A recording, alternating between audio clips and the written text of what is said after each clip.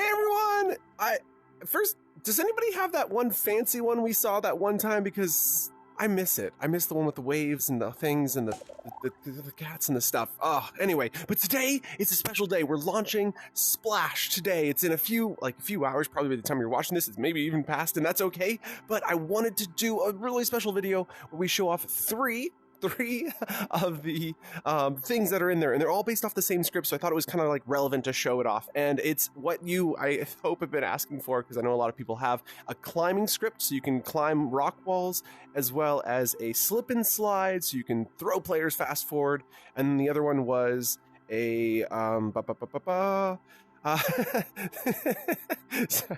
was not a promotion, I swear. The other one was, okay, we got climbing, throwing players, which the slip and slide can be used to make like the water slides that you're going to see at the park. And then there was one more, but I guess we'll see it when we get there.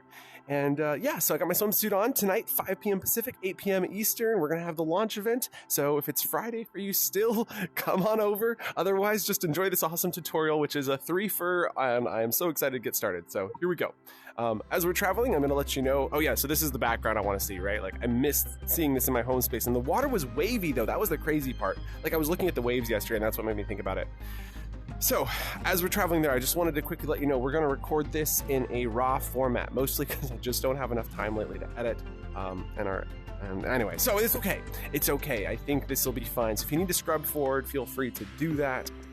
But I am going to try to go at a fast pace, but not as fast as I know a lot of people complain I go too fast. By the way, a tip I've heard from a lot of people is they put me in slow motion, and that helps. So feel free to go down to that gear icon and turn us down if you need to.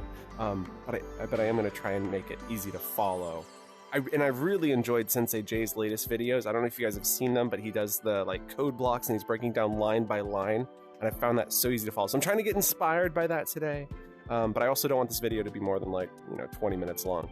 So if you're looking at the bar and it's more than 20 minutes long, I have failed.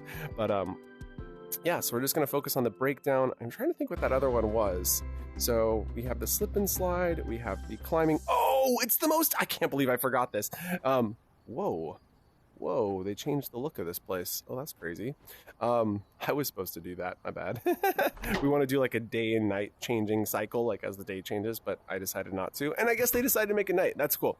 Okay, so the thing is, and the coolest thing in here, and I can't demonstrate it without another person being here, but what you can do with these rings, in fact, any torso attachables in our world here have this script running on it called Lasso. And when you put this on somebody else, you then start following up above, and then you can train and create a giant train. So if you haven't seen that short, just posted it 2 days ago, and it's insane. And it works on all of our torso attachables, including these. So yeah, let's get into build mode. And so Lasso, I think we're going to look at last because it's kind of a little more complicated. The first one we're going to look at is our rock wall. And so what you need to know about the rock wall is these little purple colorful things, those are just aesthetics. They don't do anything. They're just, you can make them whatever you want to look like. You can paint them. They can be little cliffs, rocks, whatever. In fact, they don't even have to be there. But we did make them non-collidable so that you could still grab the object that's inside of it. And so each of these objects are running their own script. And this script is the rock wall rock script. I'm great at script names when nobody's watching. I'm just kidding. So in here, we have some variables, but we don't change any of these. And so it's just time to go read the script. You'll see that this is on a sphere. It's interactive and grabbable. I'm actually considering changing this to the platonic 0-1 because it takes up half as much geometric complexity. And if we take a quick look at our geometric complexity chart, you can see we're at 80. Oh, whoa, still at 100% geo. I was like, wow, this has still got a huge gap on it, but it's our simulation. We have plenty of simulation. And so our we were having some issues with this. And so today, and Oculus told me not to get distracted while recording this video, so I'm not going to do it right now. But as soon as I'm done recording, I'm going to come back here, swap these out with platonic 0-1s rather than the sphere, and then I can use those platonic 0-1s up here. And so that doesn't use up any geometric complexity. And if you haven't seen that chart, I don't have it easily available, but it is super valuable. I feel like I know it's right here. I'm not supposed to get distracted. I'm really bad at this. Okay, back to the script. Anyway, look up the Geo Reference Chart 2.0. If you're in Horizon, search for Geometric Reference Chart 2.0. It's a world, and you can visit it and see the complexity costs for all the different shapes. Okay, so each of these is just a duplicate. So when I want to make, say, this over here, all I have to do is just place this here and there and there and there. And so far we haven't run over capacity, but yeah, this will make it so you can climb on these. And I'll show you how this works I mean, like right now, why not? So if we come over to this, it should just work.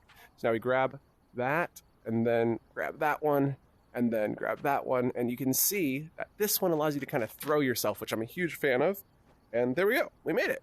The rock wall, I think, is a little better because I spent a little more time on it. And we spent a little time making the spacing right. And I've got this trick where I can like swing up and grab. And it's so much fun. And then I've put 2 on here so that if 2 people are going up at the same time, one person can grab the bottom one person can grab the top one so you can get up. And so this is what allows you to pull yourself up. Anyway, that's how we make it work in here. And if I am going to do this, I do want to delete this animated object because... yeah, anyway, we'll fix that in a minute. not in a camera. So under our rock wall, and when I say fix, anyway, I'm just going to, anyway. Okay. Rock, wall, rock. When world is started, we set the current player to server player. This is important because our script will be comparing the current player to be current player. So that's why we set it to server player. You'll notice that server player is found under the values tab right here, and current player is a player ID variable that we set on our variables tab. We then want to save the origin position and the origin rotation. I will quickly start by saying that if you haven't done this and you've never created a return script, there's a few really good return script videos, and you probably should start with that before diving into this mechanic because this is a little more complex. But yeah, so we just set the origin position and origin rotation on world start. That's position of self, rotation of self, which is found under operators tab, scrolling down to object transform. There they are. And now we have on update. And we're going to get to that one in a second because I like to think chronologically, and I guess I didn't order this as chronologically as I would have liked. But here what you can see is when object is grabbed by the is right hand of player, we set is right to the is right, so we know which hand grabbed the object. We set current player to the player that's now grabbed it, and when the object is released by the player, we've set current player to server player, and that like ends the thing, which we'll see in a second. And so a setting achievement rock climbing complete for player is not necessary, right? Like this is just so we can have an achievements board. Now, when the world is exited by players, say a player is grabbing onto one and their headset dies, or they leave the world while holding onto one, it will then set current player back to server player, which will allow the object to work still. Okay, so you see that we are checking if current player equals player, and so that is going to the if statement on your first events tab, and at the top you have your equals, which allows us to do a comparison. And so when we come back into the on update, what on update does is it runs 60 times per second, roughly. The delta time tells you the exact amount of difference between each frame, but it's running for every single frame that the game is running, it runs. And so what this means is we can have this loop that we don't have to set up. It's a really quick way to create a loop. And in this case, it's actually been a little more important than I would have expected, which I'll show you when we get to the Lasso, because I did try to optimize it for the Lasso to make the game as like least laggy as possible. So when on update is received, we move self to the origin position and we rotate self to the origin position. So what we're trying to do is constantly move this object back to this place where it started. It's not reference to the colored object, it's reference to where it started because we saved it on world start. We're constantly moving it back. And then if the current player doesn't equal server player. Now what this is important to note though is if you walk away while holding onto it, it will pull out of your hands, and that's a good thing. So if somebody just tries to hold it and run away with it, they can't because it's constantly snapping back to here, and eventually it just like Horizon's system says your hand is too far away, you can't be grabbing that anymore, so it forces the grab, or it forces the release of the thing that they were grabbing. Okay, so here's another comparison. So just like equals, we have not equals, and so we say if the current player does not equal server player, meaning that current player is assigned to a player, then we're going to do stuff. If it does equal server player, we don't do anything. So that's what's important here. I am thinking that this, I guess it's probably safe to keep it out there in case, yeah. Okay. Now, if is right-handed, we set hand position. In fact, we don't actually need the rotation. I'm trying to optimize this script a little bit because this world is fast. So we don't really need the rotation because it's a sphere. So it should be fine in any orientation. And then, okay, so we're moving self to origin position. Now, if current player is assigned to somebody, Then we say, if they're right-handed, we set the hand position to be the right hand position of that current player. Again, under operators, scrolling down a little bit further, you're going to see there's a player section. When we get down to player, you can see you can get position of player, which has the drop down where you can select left or right hand. We then duplicate that, which you can do by thumbsticking to the right, and then you can drop down and select the other one. So we have if and then else, and again on the events tab, you can see your else. So now if they're right-handed, we set their hand position to the right hand, or else they're left-handed, so we set it to the left hand. Then we set physical velocity of current player. And this is the magic. This is the entire thing that everyone's here for, I hope, which is to make it so players move and climb up. What we're doing is we're setting the physical velocity of the current player to be this 3.5, which I think is a good number. So if you like this, try this number. It's pretty solid. You can play with the number and change it, but if you get too high, the player will like glitch. And if you get too low, or you know what, I don't even know. Just try it out. Try changing the number. But I like 3.5. So we take the origin position, which we know is where it started, right? Like that's where the rock should always be. And we know that the hand position is where the hand currently is. We subtract that, and that tells us how far away the hand is from that position we want it to go to. We multiply this by 3.5 because that increases the length of the vector. So when we're taking two position values, I'm just going to quickly demonstrate this with a shape. Here we have our sphere, and we have this sphere here. When we subtract this, we've got a vector that is the direction from here to there. So then when we multiply by 3.5, it gets 3.5 times longer. So that's 2, there's 3, and then halfway would be 3.5. So now we got a vector that goes from here to there. And if we apply that vector as force to the player, it's going to send them in that direction. And so in this case, we're trying to send the player towards the location where the rock is. And so we set physical velocity to be that force. And so we can get force from here under player motion, under the motion tab, and you can see set player physical velocity. And it's important to use set. If you use add, this will be this will just keep adding on. And because this is running 60 times per second, this will get out of hand. So you want to use set player physical velocity so it's constant. And then the one thing that you have to do if you're going to use anything with player motion is to go to your world settings, go to player settings, scroll down to can hands. Oh, I like turning these off, by the way. These two, don't quite enjoy them. They get that slappy sound. And then at the very bottom, you see custom player movement. Turn this on so that way you can move players with the physical velocity code block. It also allows you to use the move player by offset, move player to position, and add player physical velocity. So all of those require that setting to be turned on. Okay, so that is how we do rock wall climbing. And since I know we're running up against our clock here, let's quickly talk about the water slide. So now what the water slide is doing is it's going to apply force in the direction that you want it to go, and then it's going to send the player just like we were doing, but instead of sending the player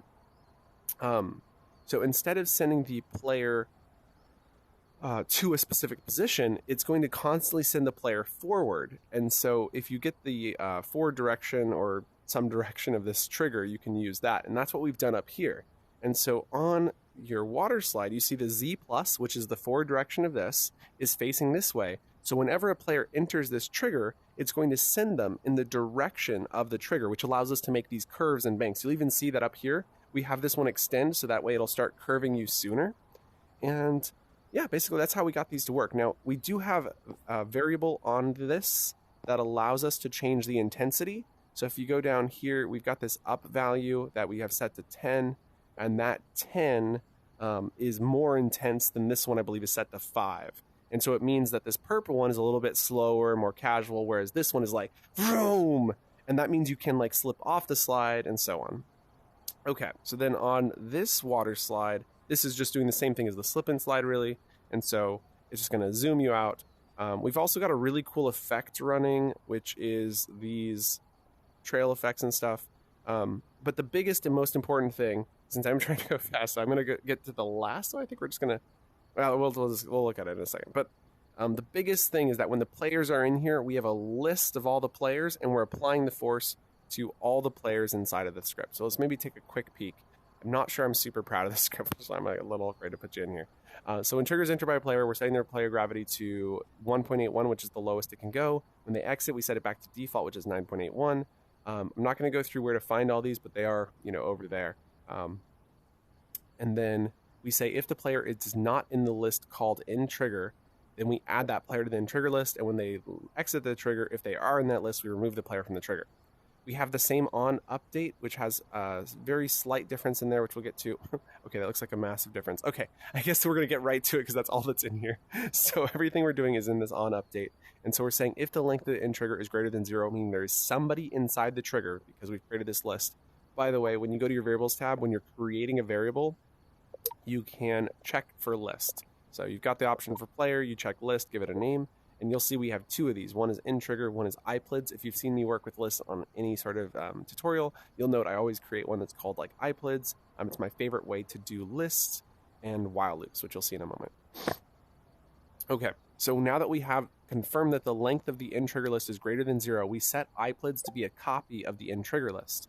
And then we say while the length of iPlids is greater than 0, we then set iPlid, meaning it's a singular, so we have iPlids and then we have iPlid singular, not a list, to be a get item 0 from the iPlids list.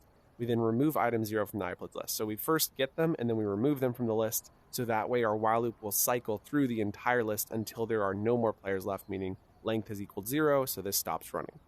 And so then we set physical velocity of that iPlid to be the forward direction of self, which is the trigger, times some values here, and then we get upward direction of self. And so we're just multiplying these two together. And so upward direction and forward direction are just found under the object section that we were looking at. And then these are the direction vectors relative to that trigger. Multiplying it by an up and a forward allows us to manually adjust these on the trigger itself. And so we can increase or decrease the intensity.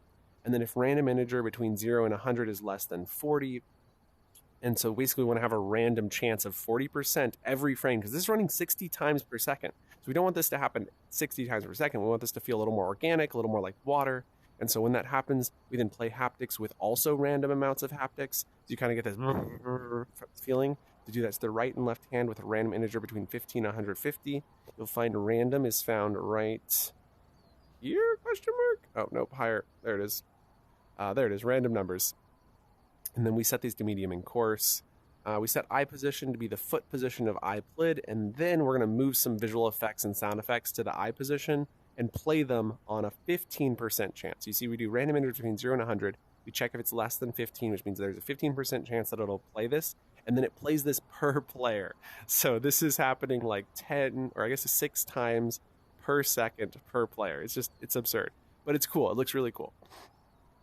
And then what we also do is run inside of this 40% chance, we move the projectile launcher to eye position and the projectile launcher right. So we have a left projectile launcher and we have a right projectile launcher, and we move those into the position. We don't rotate them. And then we launch projectiles from them with minimum and max speeds, which creates that sort of water effect. Now, if you haven't seen this, I will quickly demonstrate by jumping in here and looking back so you can see. It's the water effect. It's amazing. We use the same thing on the slip and slide, which you'll see does that. And it's because we didn't rotate them. They kind of look in a different, which we like. It is a little lazy, but it also, it's just easier. And then we're using the same projectile launchers on all of these. And so you can see every single one of these slides is using those same 2 projectile launchers, which while that can be problematic, if everybody's using the slide at the same time, you will still get at least a little bit of a splash. And it also means that we'll never have like a million projectiles going at the same time. It'll be maximum 20 because each projectile launcher can have maximum of 10. And so it does kind of like cancel out the older ones, which can help with our lag in here. Okay, that is Mega Slide. I love these slides, by the way. They're absolutely fantastic. You'll note we made this one non-collidable. Also, look at these awful bounding boxes. These are from the mesh assets. But anyway, we made it non-collidable, used some cube colliders instead. And though we are using these, they did seem to work okay. Oh, I know. Okay, so that is that. Now, the last one is our Lasso script, which is very, very similar. So we're just going to scrim through it. I don't know what the word is. I'm going to quickly go through the variables first. So here we've got on ground, on shoulders. So this represents who is on ground, and this represents who is on their shoulders. We have the destination position, which is a vector we're going to calculate. We have the origin position, which is where it started. We have the origin rotation, which is where it started. We have all player IDs, iPlids again, and then we've got the iPlid representing who we're currently working with. Okay, and so what we're doing here is quite a lot. We got a 19% script. So let's go get started. So the first thing we're going to talk about is our world start event. We multiply scale of self by a vector with a random, not integer, so random number, between 0.9 and 1.1. And we do that on all of the axes. So this is a scaling. So when we scale it to be that, it creates these sort of, sometimes they're smaller, sometimes they're bigger, and it gives them all a unique shape. But most importantly, it means they will not Z-rip, which is why we did that. Now we set the origin position to be the position of self. We set the origin rotation to be the rotation of self. We set on ground to server player, on shoulder to server player, and then we send a loop to self after 0.1 seconds. Now this loop replaces what we were doing with on update. Now we did this because on update's running 60 times per second. When we had 20 players in a chain, there wasn't any lag, but I'll explain why there was lag in a second. But we had 60 times 20, which is 1,200 things happening per frame. Just ridiculous. So there's all of this happening 1,200 times, excuse me, not per frame, but per second. And then 0.1 seconds is is 6 times less. So now we've dropped it down from 1,200 per second down to 200 per second when there's 20 players all using the Lasso script. So this is an important improvement on efficiency. It didn't change the feeling of them whatsoever. So we could go back to our these and that's and also change them to 0.1 second delay. The issue we had was that occasionally it would just stop running for no reason. There would just be like a server spike of lag, and then all of a sudden the loop would stop running, which doesn't happen on update, which is why we put in some extra code like send loop to self after 10 seconds. Now this still means occasionally these will break mid-air because there'll just be a lag spike and an event will get dropped, and then this will not continue. And so that is unfortunate. And so what we did is we said when object is grabbed by player, send loop to self after 0.1 seconds. And then we have cancel sending loop in here to make it so there's only one ever, or two in this case, ever at a time, which is our 10-second backup one. And so hopefully this will work, but it is, yeah, I think I'm going to change this down to 2 seconds. So it's like, if I see somebody fall out of the sky and it takes them 2 seconds to jump back up, then I know that this event was dropped, but this one kicked in as like 2 seconds later. Anyway, so that's what's going on there. So that's our on update, but not on update. It's called loop.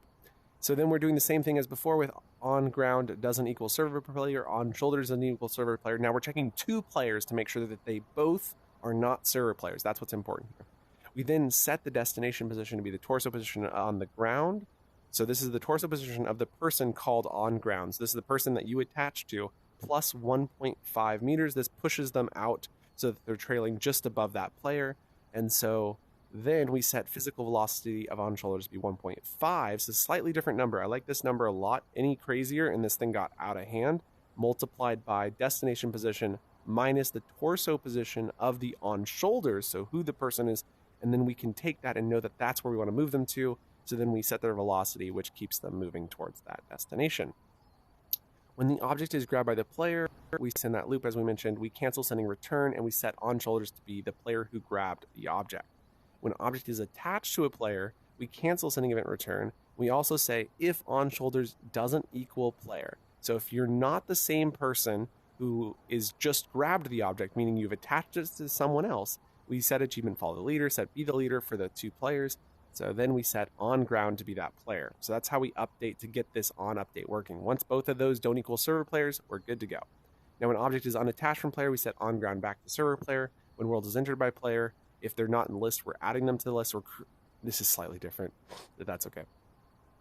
When the world is entered by a player, we are making sure that they are, I wonder, and this is unattached. I did see this one issue, and I think this will fix it. On ground and on shoulders both need to be set back to server player when the object is unattached. I was thinking that wouldn't matter because when you grab it, no matter what, the on shoulders is reset. So whenever you grab an object, on shoulders is automatically set back to player. Okay, that's right. So when the world is entered, we want to create a list of all the players, which you'll see why that's important in a second. So we say when world is entered by player, if they're not in the all plids list, add them to the all plids list. When world is exited by player, if they are in the list, remove them from the list. And then we also say if their on ground equals that player, then send return to self after 5 seconds, set on ground to server player. And if on shoulders equals player, set on shoulders to server player. And so we're just kind of like checking when the player leaves, if there are any of the players that we're working with to set them back. And now when the object is released by a player, we send return to self after 5 seconds. This is our return event. We set iPlids to all plids. This creates a copy of the all player list. We then while loop through the iPlids and see if the iPlid, item 0, remove item 0, and then we check that iPlid to see if the distance from that torso position iPlid to the position of self is less than half a meter, meaning that somebody has let it go on somebody else. We then attach self to the iPlid's torso and we clear the iPlids list because we want it to end early. So what this is going to do is when you tried to attach objects before, there was a lot of it didn't always work. It was a pretty shoddy chance. So if you come in here, you can see that you can attachable by everyone. Make sure this is turned on so that you can attach it to everyone. We set it up as torso. Here's our anchor positions. It will vary based on your needs. And then but that wasn't working. It was way too difficult to attach, which is why we created this while loop to force attach it as long as it was nearby a player.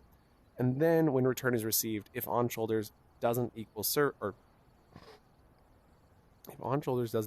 player, meaning it's not being grabbed by some player, then we move self to origin position, rotate self to origin rotation. There you have it. So then I wanted to show you 2 really quick things before I end the video. And thank you so much for getting through here, but these last 2 things I think are really cool.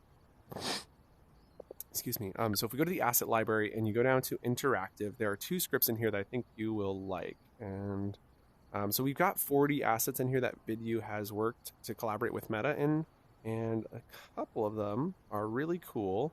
And I was going to pull out resizable clothing because this resize clothing script has that same attaching system in it. So this is still this, but this only works on self. So if you wanted to see that script and kind of engage with it on the attaching script, it's in here, but it's doing it. Let me deselect this, delete that, so we can at least look at the script. And then the other one that I wanted to show you, I wish I had done this when we started building this world, but it was a mistake, and that's okay. Object return script. This is the newest object return script. I actually have a copy of it over here because we brought it in last, and I call it the auto object return is what I renamed it to, because this one has a lost object loop, and I didn't use this as the basis for the Lasso script. I wish I had, because it auto returns the object if it gets lost. And there seems to be some occasions when players can lose these things, whether they get lost up in the sky. So at some point I need to go add this into that script, and I don't have time to go and write it in, unfortunately. But anywho, this is the clothing script, and I just wanted to quickly show you that when you go in here, you can see that when the object is released, we check the distance from the torso position of the player who released it to the position of self. If it's less than half a meter, we then attach it to, if it's torso attachable, to the torso, else their head. And so this attachable clothing script is in your asset library. And I hope this helps you guys get started on whatever it is you're building. Build your rock walls, build your dreams, and come on by tonight for the party. We're super excited. There's a lot of fun up in here. We've really enjoyed. We've done a couple soft launches the last few nights just to make sure everything's working and functional, optimized for lag. Making some small changes right now as soon as I'm done recording this video to get it ready for tonight as well. Some more small little tweaks. And we will see you there. We'll see you in Splash. We'll see you in Horizon. And thank you guys so much for watching. Bye. Be sure to subscribe, like all the things. And I thank you so much. Bye. All right, I have to hit the button.